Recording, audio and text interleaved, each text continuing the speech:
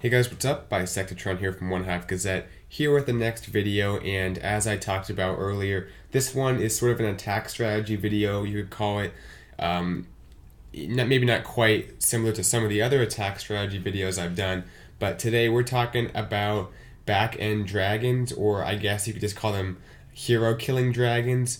Basically, you're using a few dragons to go in there, take out the hero compartment, and it can get pretty good value for your attack. So before I start, I just want to say for the comments, I am a little bit behind. I try to respond to every comment, or at least every one that kind of warrants a response, but a little bit behind. I'm going to do my best to keep up on that.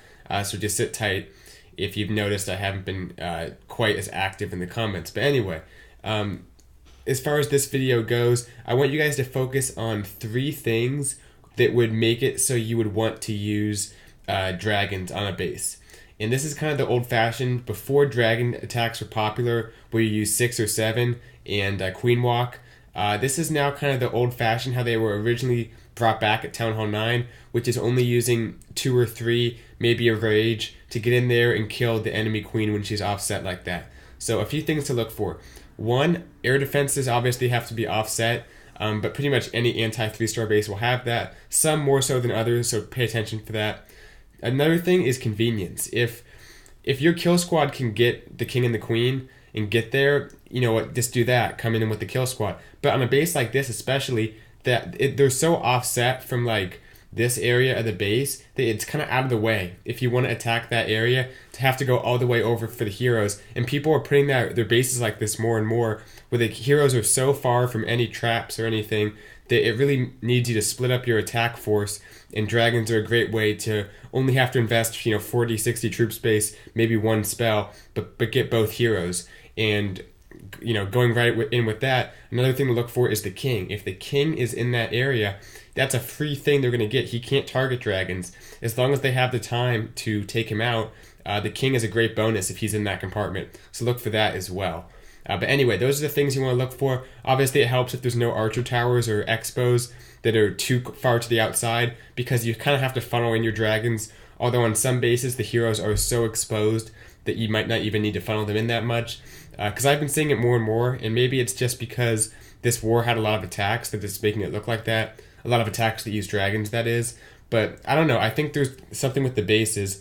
They are getting to pushing the heroes farther and farther out of the base to try to defend against Valks, that it opens it up for these dragons. So anyway, Jelly came in here, just dropped down a wizard to create the funnel, but mostly the funnel was already created. Dropped down the rage and 3 dragons. You can see the queen goes down almost instantly, also gets great value, gets those Teslas, and the dragons are also good at dealing with CC troops. They're going to get in there, take out the balloons and stuff. Actually, the balloons do run away a little bit, but the hog got the lure at least, and they can deal with CC troops if you use them right. But also something to note is how he uses them at the beginning of the attack. And that's not necessarily a requirement. You can use them midway through, preferably before your hogs go down, because you don't want the heroes, especially the queen, to lock onto your hogs. But you can do it at pretty much any time in the attack, assuming that's all that's going on that one side of the base. So anyway, Jelly does a good job there, gets pretty good value, even though that sweeper was kind of pushing stuff around. And only now is the air defense getting on the dragons, but after they've gotten 3 Teslas, a ton of other defenses in both heroes. So great value. They even cleared out some defenses for the hog to sneak in and get the CC lure, so they helped out with that as well. And this freed up his heroes to kind of come in there and negate a few double giant bomb sets. I think one of which actually there was some giant bombs in that area. So comes in with the hogs, pretty good deployment, goes ahead and gets the 3-star. Go ahead and go ×2 as these last few defenses go down, because that's really not the focus of this video. So anyway, awesome attack to Jelly, using the dragons and getting the job done on this base. Alright, we'll go ×4, then go on to a few more attacks. There were quite a few that used this, and like I said, maybe this is just how WHF2 builds their bases, and it's kind of susceptible to that, but I think it's something that we're going to start seeing a little bit more, because people are, at least as a base builder, from what I see, are starting to push the heroes farther and farther out.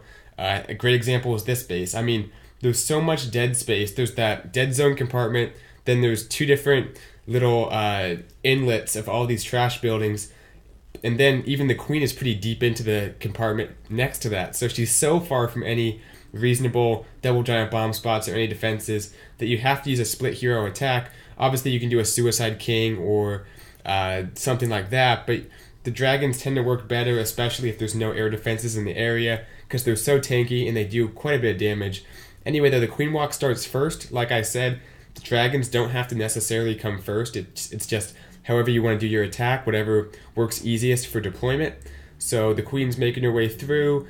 I think he might use a rage on her, or maybe not, I'm not sure. I was mainly looking at the dragons on this one, but the queen steps up, starts taking out these defenses, and this is what allows you to get such great value for your heroes, because you can use your kill squad on any part of the base, because typically you have the constraint of having to get the queen too, but using the dragons, like you can see here, now your heroes are free to go in your Valks if you have them, and negate any double giant bomb set, go get the king.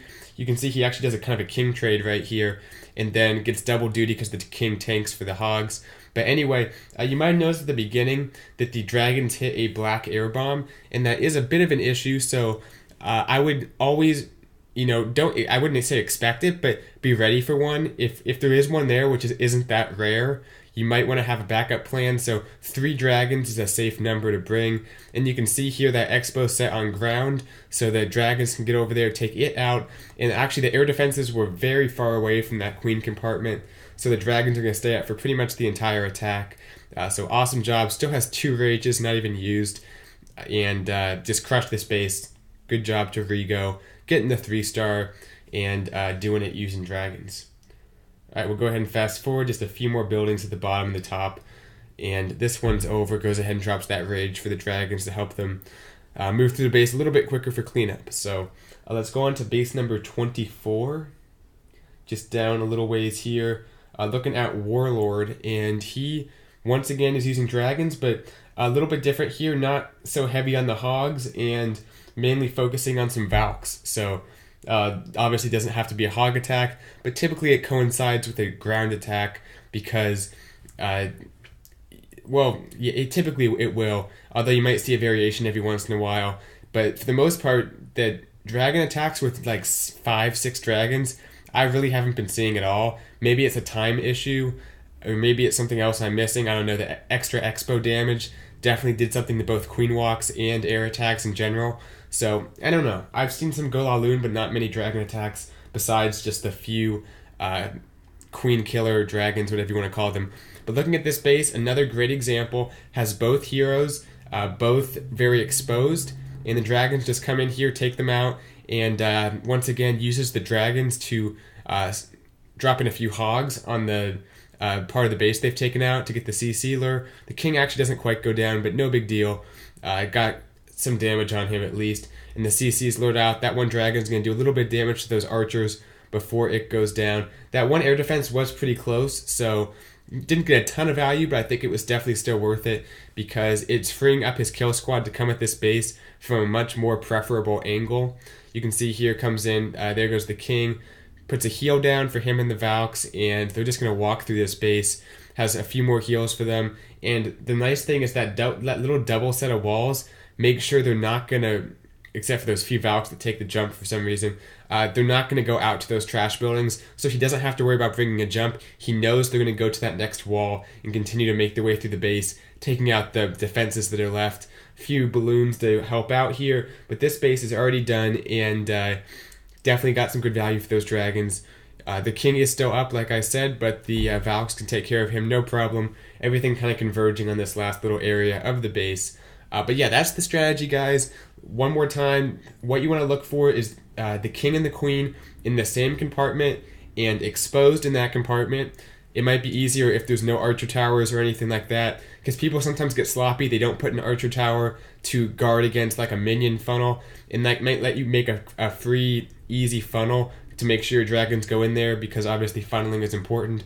So yeah, the heroes together and air defenses, in most bases, going to be offset. As long as there's not one like in that immediate compartment, you should be fine. And once again, convenience is huge, by doing this, you can free up your kill squad to attack any part of the base you want, depending on where you think or where you know the double giant bomb sets are. So thanks for watching. Hope this one helps, and maybe you guys can utilize this in your attacks moving forward. So thanks for watching. I'll see you guys in my next video. Bisectatron out.